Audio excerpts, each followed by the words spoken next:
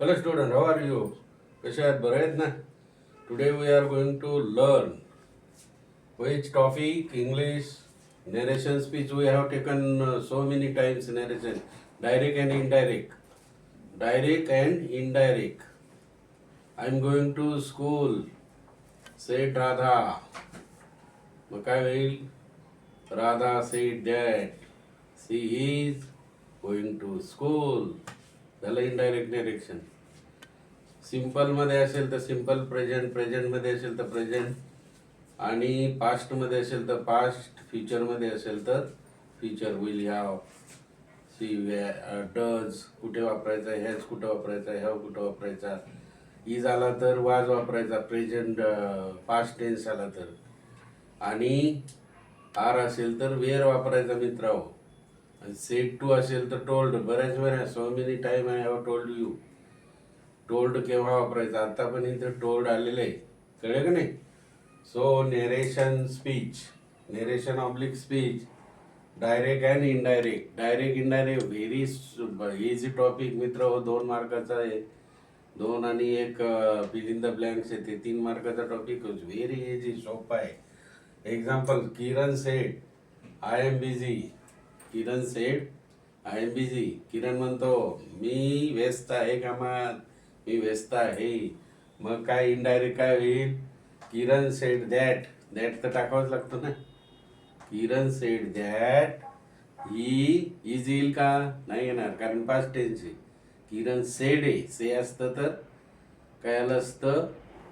से असतं तर इजच आलं असतं. मग Kiran said that he was busy. Was busy. दुसरं वाक्य बघा. ही सेड टू अस.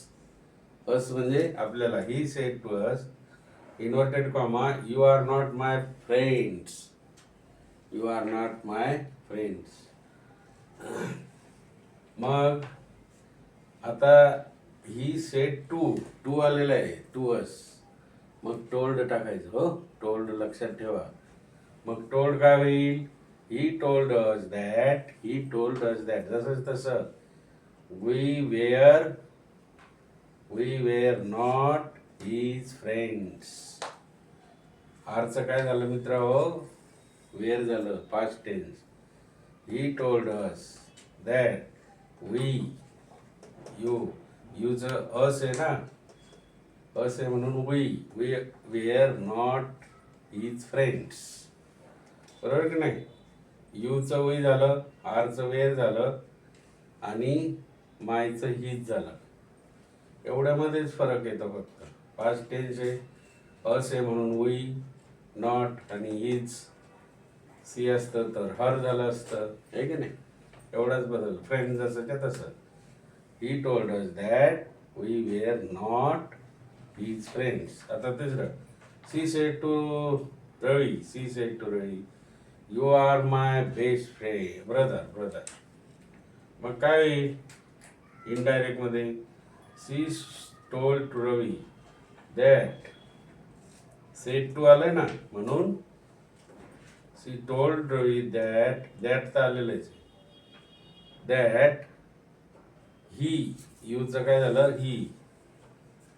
हा बोलला की नाही, म्हणून he was her best brother. Was her best brother. Ram said to Nisha. Ram काय म्हणतो निशाला? इथे पण टू आहे बघा, मग टोल्डच यायला पाहिजे ना. Ram said to Nisha I don't know you. मग काय होईल? राम सेड टू आहे ना, तर टोल्ड होईल.